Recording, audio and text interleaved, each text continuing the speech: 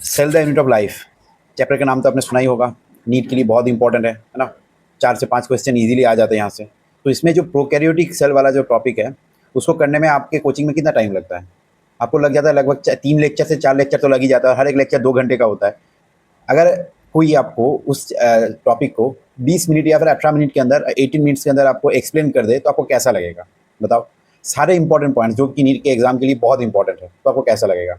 तो ऐसा ही कुछ वीडियो हमने बनाया है, मतलब हमारे मैम ने बनाया है, ठीक है। तो आप इस वीडियो को देखो, आपको सच बताऊं सारे टॉपिक आपको रट जाएंगे यहाँ पे ना। प्रोकैरियोटिक ये पार्ट 1 है, इसमें प्रोकैरियोटिक सेल तक है, ठीक है। उसके बाद यूकैरियोटिक सेल वाले जो स्ट्रक्चर से ऑर्गेनेलिज है वो हो जाएगा। तो वीडियो को लास्ट तक जरूर देखना और कमेंट में बताना, क्योंकि मैम हमारे चैनल में नहीं न्यू है, तो उनको उनको भी अच्छा लगेगा। मतलब अगर आप कमेंट में अपना फीडबैक दोगे, अच्छा लगा बुरा लगा जो भी लगा, अपना सजेशन कमेंट में जरूर देना, ठीक है। बिना किसी देरी के वीडियो को स्टार्ट करते, वीडियो को लास्ट तक जरूर देखना आपको, ठीक है। बस पेन कॉपी एनसीईआरटी के बुक ले लो और बैठ जाओ, ठीक है, और देखो वीडियो को, मजा आ जाएगा आपको। सो बच्चों, आज हम चैप्टर 8 पढ़ रहे हैं, cell the unit of life. मेरा पर्पस क्या है इस वीडियो को बनाने का? तो मेरा पर्पस ये है कि आपने कहीं भी जहाँ पर भी आप पढ़ रहे हैं वहाँ पर आपने लेक्चर किए होंगे, डीपीपीज लगाई होंगी, और कुछ टाइम बाद ऐसा होता है कि हम भूलने लगते हैं। तो आपको मस्ट इम्पॉर्टेंट है कि आपको रिविज़न करना है, क्योंकि रिविज़न भी बहुत ज़्यादा इम्पॉर्टेंट है। तो आपका ज़्यादा टाइम वेस्ट नहीं हो और जल्दी से रिविज़न हो जाए, इसलिए मैं आपको क्या करा रही हूँ इसमें, जो भी हमारा ये है, हम उसे जल्दी जल्दी करा देंगे, जो जो पॉइंट इंपॉर्टेंट है, ताकि आपका ज़्यादा टाइम ना लगे, ठीक है। तो देखिए यहाँ पर क्या है, cell the unit of life. देखिए सेल जो है वो एक यूनिट ऑफ लाइफ है, structure and basic unit of fundamental of life. जैसे कि आप केमिस्ट्री में देखते हैं, तो केमिस्ट्री में हर चीज़ एटम से मिलकर बनी होती है। ऐसे ही हम और किसी ऑर्गेनिज्म में देखेंगे तो वो सेल से होता है, सेल से मिलकर बनाता है। जब सेल टुगेदर होती है, 7 सेल जो ग्रुप बनाती हैं उसे टिश्यू बोलेंगे, टिश्यू जो ग्रुप बनाएंगे वो ऑर्गन बनाते हैं, और ऑर्गन एक अलग ही अपना सिस्टम बनाता है। जैसे डाइजेस्टिव सिस्टम, पूरा अलग अलग ऑर्गन वर्क कर रहे हैं, तो वो क्या होता है, हमारा ऑर्गन सिस्टम लेवल ऑर्गेनाइजेशन, ठीक है। तो सेल कितने टाइप की होती हैं? देखिए सेल जो है वो 2 टाइप की होती हैं। First is unicellular and second is multi cellular. अब यूनिसेलुलर ऑर्गेनिम्स क्या होता है, वो इंडिपेंडेंट एग्जिस्टेंस होते हैं इसका, और ये इसेंशियल फंक्शन ऑफ लाइफ खुद ही परफॉर्म करते हैं। यूनिसेलुलर ऑर्गेनिज्म में क्या होता है कि एक ही सेल आपका सारा डाइजेशन करेगी, मतलब एक ही सेल क्या करेगी, डाइजेशन, वही सेल एक्सक्रीशन करेगी, वही रेस्पिरेशन करेगी। जैसे आपने अमीबा को देखा है, amoeba is a unicellular organism. वो क्या कर रहा है, उसकी एक ही चलने के लिए, मूवमेंट के लिए भी उसका वही वही सेल यूज़ हो रही है, वो खाना भी वहीं से ले रहा है, एक्सक्रीशन भी उसी सेल से कर रहा है, तो वो क्या है, यूनिसेलुलर ऑर्गेनिज्म। नेक्स्ट है हमारा मल्टी सेलुलर ऑर्गेनिज्म। तो मल्टी सेलुलर ऑर्गेनिज्म में बेटा हम सब खुद आते हैं। हम मल्टी सेलुलर ऑर्गेनिज्म बिकॉज हमारे अलग अलग ऑर्गन्स हैं, अलग अलग है ना, वर्क हो रहे हैं। तो यहाँ पर क्या हो गया, मल्टी सेलुलर ऑर्गेनिज्म में more than one type of cell हो, है ना, more than one type of cell को हम बोलेंगे मल्टी सेलुलर ऑर्गेनिज्म। अब देखिए सबसे पहले डिस्कवर किसने किया? देखिए एंटोनी वॉन ल्यूवेनहुक। अपने सबसे पहले जो यहाँ पर साइंटिस्ट थे वो एंटोनी वॉन ल्यूवेनहुक थे, जिन्होंने सबसे पहले लिविंग सेल को देखा। देखिए रॉबर्ट हुक है, रॉबर्ट हुक ने सबसे पहले सेल को डिस्कवर किया था, बट जब उन्होंने देखा कि वहाँ पर ये डेड सेल है, उन्होंने जो डिस्कवर किया था वो डेड सेल थी।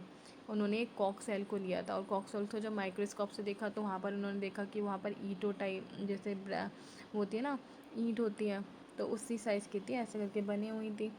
तो लेकिन पता चला बाद में, क्योंकि उसमें न्यूक्लियस नहीं था, कि वो डेड सेल है। और फिर सबसे पहले एंटोनी वन, इसके बाद जब रॉबर्ट हुक थे, रॉबर्ट हुक के बाद ल्यूवेन हुक आए, ल्यूवेन हुक ने सबसे पहले लिविंग सेल को डिस्क्राइब किया, इन्होंने ही इसे बोला, है ना। और रॉबर्ट ब्राउन जो थे हमारे, ये क्या थे, इन्होंने न्यूक्लियस डिस्कवर किया था, माइक्रोस्कोप, उस टाइम माइक्रोस्कोप आ गए थे, इलेक्ट्रॉन माइक्रोस्कोप, जिसकी हेल्प से हमने ये डिस्कवरी की।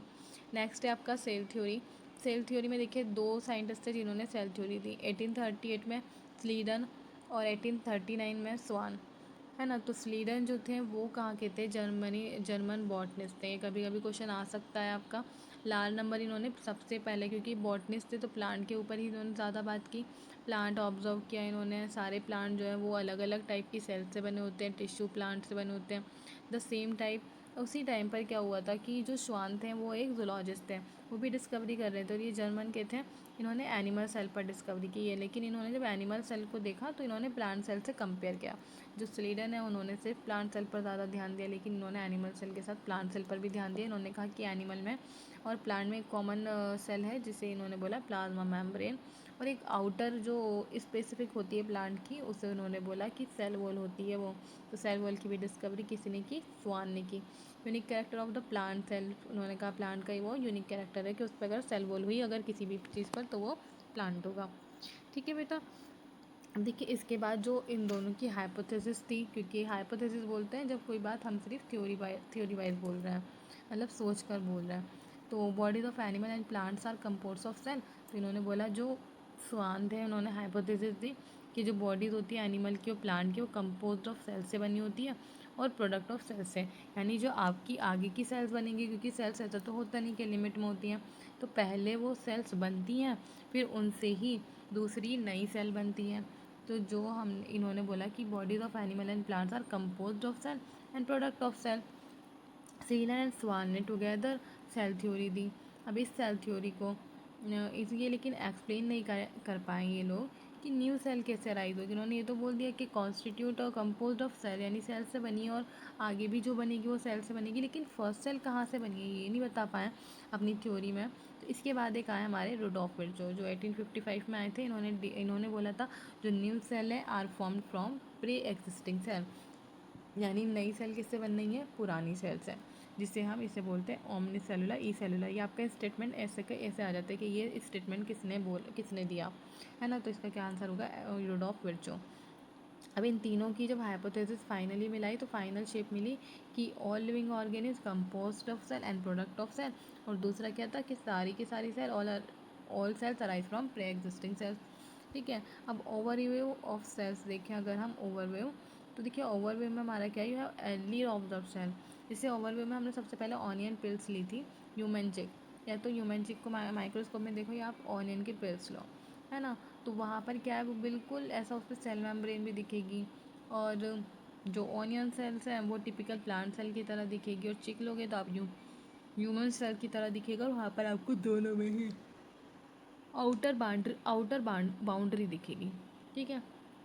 Cell of the human chick, an outer membrane is a dendritic structure of cell. Inside each cell is dense membrane.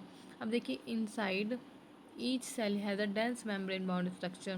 दोनों ही सेल में हमने देखा उसके अंदर एक डेंस मेम्ब्रेन बाउंड स्ट्रक्चर था जिसे हमने न्यूक्लियस बोला, और उस न्यूक्लियस के अंदर क्या होता है आपका जो भी जेनेटिक मटेरियल होता है वो उस न्यूक्लियस के अंदर होता है जिसे डीएनए बोलते हैं। Cell that have membrane bound nuclei are called eukaryotic. जो सेल्स होती हैं वो मेम्ब्रेन बाउंड न्यूक्लियाई है और उन्हें क्या बोलते हैं? Eukaryotic cells. Where is membrane bound nucleus prokaryotic cells हो गए। बोथ प्रोकैरियोटिक और यूकैरियोटिक सेल्स क्या है? Semi fluid matrix called cytoplasm. अब देखिए जो भी आपका बोथ प्रोकैरियोटिक हो या यूकैरियोटिक सेल्स हो, उसमें जो आपका मैट्रिक्स भरा हुआ है उसे साइटोप्लाज्म बोल रहे हैं।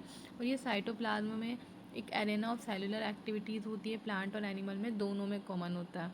यहाँ पर केमिकल रिएक्शन होती है, जैसे सारी रिएक्शंस पानी के अंदर होती है ना, तो ऐसे ही यहाँ पर सारी केमिकल रिएक्शन किसमें होती है? साइटोप्लाज्म में होती है लिविंग स्टेट में।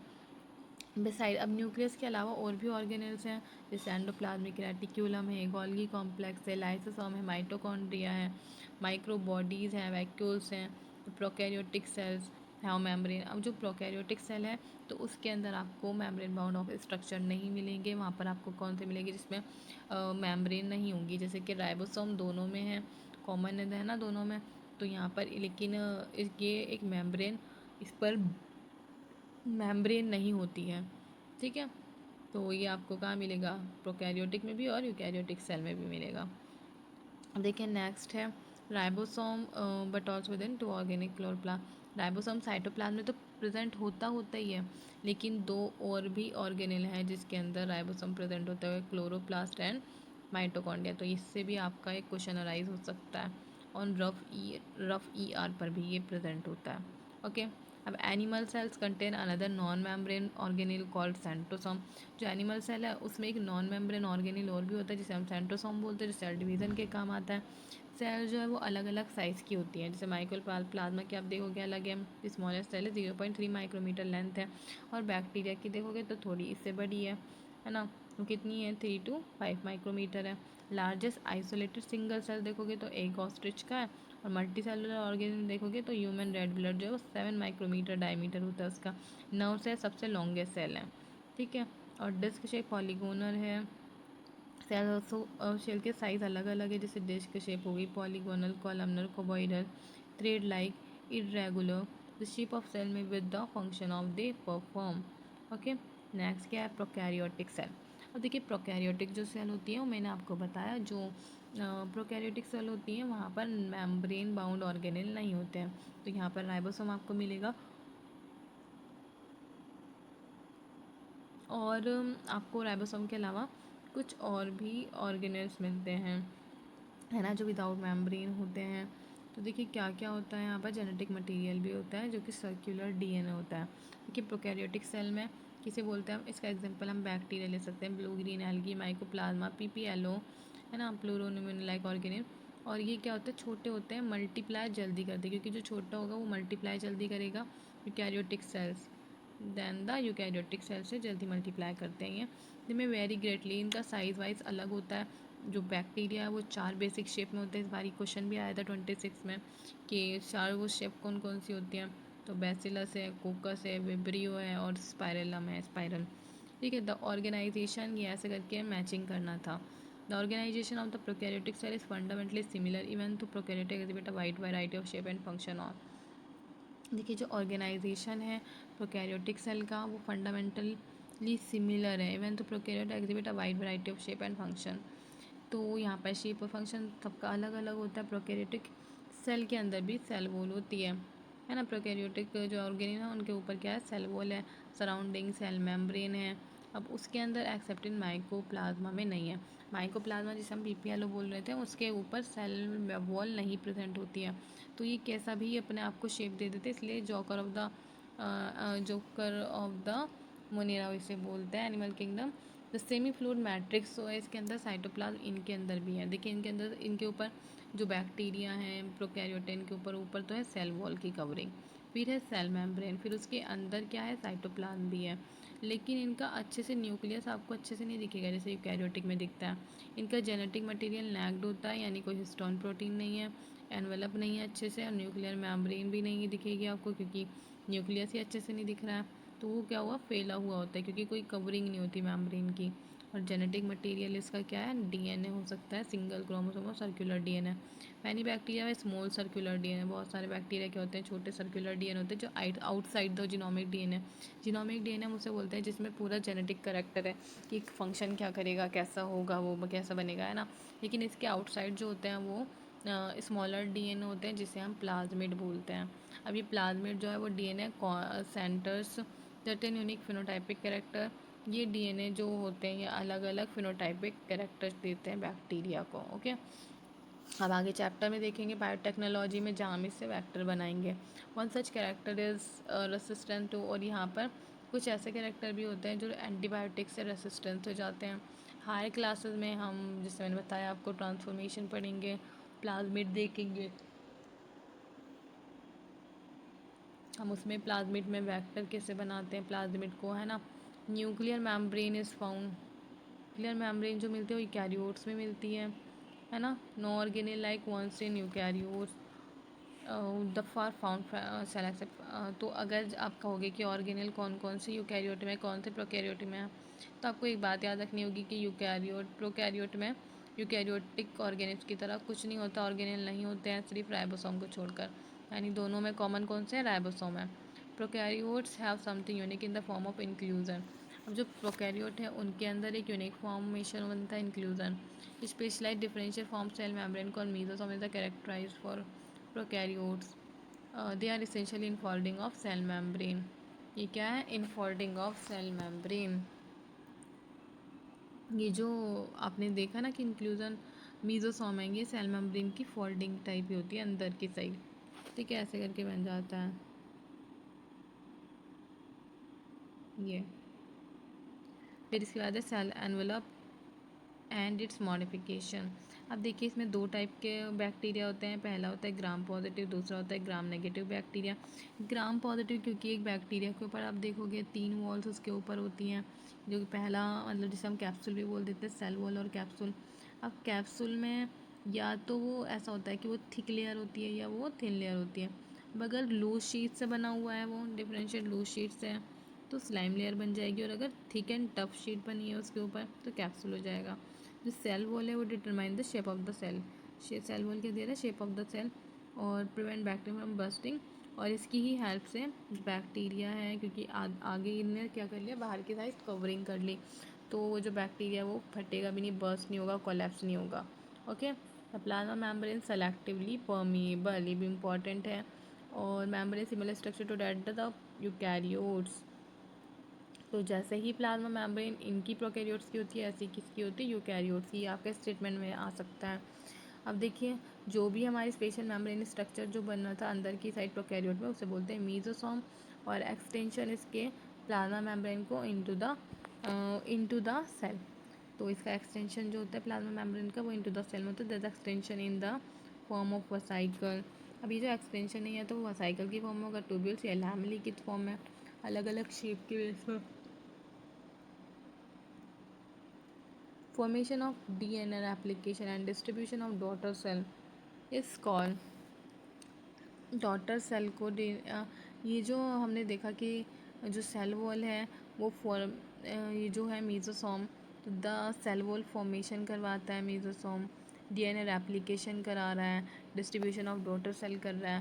देखो देखिए, मीजोसोम जो है वो एक्सटेंशन है किसका, किसका एक्सटेंशन है, प्लाज्मा मेम्ब्रेन का, है ना, जो अंदर की साइड है। तो यहाँ पर ये क्या करेगा, दो ऐसे करके, जैसे दो को हटाना है तो ये वाला पार्ट ज़्यादा हो जाएगा, और ये बीच में से उसे क्या कर देगा, अलग अलग। तो ऐसे क्या कर दिया, डीएनए रेप्लिकेशन करा, डिस्ट्रीब्यूशन ऑफ डॉटर सेल अलग कर दिया, फॉर्मेशन जो सेल वॉल है उसकी फॉर्मेशन कर दी आगे, मतलब सेक्रेट करेगा कुछ तो फॉर्मेशन हो जाएगा सेल वॉल का यहाँ पर। ठीक है, तो ये तीनों काम इसके हैं। ऑल्सो हेल्प करता है रेस्पिरेशन, यानी देखो मीजोसोम के कितने सारे काम है, रेस्पिरेशन, सिक्रेशन, सरफेस एरिया बढ़ा रहा है, प्लाज्मा मेम्ब्रेन, और एंजाइमेटिक कंटेंट भी इसके पास होते हैं इस एरिया में। इन सम प्रोकैरियोट्स लाइक साइनोबैक्टीरिया जो है उसकी membrane extension into the cytoplasm called chromatophores which contain pigment. अब देखिए, कुछ प्रोकैरियोट्स होते हैं जिनके अंदर साइनोबैक्टीरिया जिसमें आते हैं, तो उसमें क्या होता है, मेम्ब्रेन एक्सटेंड करती है साइटोप्लाज्म की तरफ और क्रोमेटोफोर्स बनते हैं, और इन क्रोमेटोफोर्स में पिगमेंट्स होते हैं जो कि कलर देते हैं उन्हें। ठीक है, बैक्टीरिया सेल्स में भी मोटाइल। अब बैक्टीरिया सेल या तो मोटाइल हो सकती है, नॉन मोटाइल हो सकती है। अगर मोटाइल है तो भाई उसके अंदर फिलामेंटस एक्सटेंशन होगा, सेल वॉल फ्लैजिला होगा, bacteria show arrange of the number and arrangement of the flagella. जो बैक्टीरिया है वो नंबर उसका अलग होगा, फ्लैजिला अलग होगा। बैक्टीरिया फ्लैजिला में कंपोज ऑफ 3 पार्ट। तो बैक्टीरिया का जो फ्लैजिलम, जैसे मान लीजिए बैक्टीरिया है तो एक फ्लैजिला ऐसे करके निकलेगा। अब इस फ्लैजिलम है इसके 3 पार्ट हैं। पहला ये वाला पार्ट तो बेसल बॉडी हो गया, पहला पार्ट क्या, देखिए पहला पार्ट ये वाला पार्ट हो गया बेसल बॉडी। ठीक है, जहाँ से निकल रहा है ये हो गया फिलामेंट, और ये क्या हो गया, हुक। ठीक है, फिर इसके बाद क्या है, long portion, the filament is long portion and extend from the cell surface of the outside. ये कहाँ से निकला है, सेल की सरफेस से, जो प्लाज्मा मेम्ब्रेन है। अब बिसाइड फ्लैजिला के अलावा इसमें देखिए 2 चीज़ होती है, पिली एंड फिम्बरी, और सो सरफेस या स्ट्रक्चर हैं ये भी दोनों। तो पिली क्या करती है, पिली एक ट्यूबुलर स्ट्रक्चर है जो स्पेशल प्रोटीन से बनी होती है, और जो फिम्बरी है वो भी एक स्मॉल ब्रिस्टल लाइक फाइबर जो स्प्रोटिंग आउट ऑफ द सेल से बाहर होता है। कुछ बैक्टीरिया में ये क्या करते हैं, ये फिम्बरी हैं ऐसे करके ये अटैच हो जाती है रॉक्स वगैरह से, तो यहाँ से ये अटैच हो जाएंगे। और कुछ में पिली भी होती है, तो ये क्या करते हैं, मोटिलिटी में दोनों शो नहीं करते हैं। ये एक ट्यूब बनाती है, इसे कॉन्जुगेशन ट्यूब बोलते हैं। तो ये क्या है, पिली, ये पिली बनाती है, राइट। अब देखिए राइबोसोम एंड इंक्लूजन बॉडीज़ में, तो राइबोसोम 2 टाइप के होते हैं, प्रोकैरियोटिक में 7S होते हैं और यूकैरियोटिक में 8S होते हैं। अगर 70S की बात करें तो देखिए दोनों ही ऑड नंबर है, 50-30, 70 भी ऑड नंबर है, 50 और 30S भी ऑड नंबर है। ऐसे इसकी सिडबर्ग यूनिट है ना। और इसके बाद अगर हम देखें तो सेवरल राइबोसोम, ये इंपॉर्टेंट लाइन है, सेवरल राइबोसोम और जिसे पॉलीसोम बोलते हैं वो क्या हो जाते हैं, एक दूसरे में अटैच हो जाते हैं। ठीक है, तो इस चेन को हम बोलते हैं पॉलीराइबोसोम और polysome. The ribosome of a polysome translated, और ये एमआरएनए इनटू प्रोटीन में, पहले एमआरएनए में चेंज होते हैं फिर उसके बाद प्रोटीन बन जाते हैं। इंक्लूजन बॉडी क्या है, रिजर्व मटेरियल है, जैसे फूड रिजर्व करके रख लेते हैं ना, प्रोकैरियोटिक सेल में भी ऐसे इंक्लूजन बॉडी को रिजर्व रखा जाता है साइटोप्लाज्म के अंदर, ताकि जब उन्हें खाने की ज़रूरत हो तो वो उसे यूज़ कर सकें। They are not bound by any membrane, और इसमें कोई मेम्ब्रेन बाउंड भी नहीं है। साइटोप्लाज्म में फ्री घूमते रहते हैं, जैसे फॉस्फेट के ग्रैन्यूल्स हैं, साइनोफाइसिन ग्रैन्यूल्स है, ग्लाइकोजन ग्रैन्यूल्स है, गैस वैक्यूल है, are found in blue green algae and green photosynthetic bacteria. तो आज आपका ये प्रोकैरियोटिक वाला पूरा कवर हो चुका है। ठीक है, ओके बाय। तो पढ़ते रहिए और रिवीजन करते रहिए। जो भी डाउट हो आप कमेंट में कमेंट करिए, बताइए आपको कैसा समझ आया है, फीडबैक दीजिए ताकि मैं खुद को अपडेट करूँ आपकी वजह से, आपके लिए आपको ज़्यादा समझ आए, आपके मार्क्स बढ़ें। ठीक है।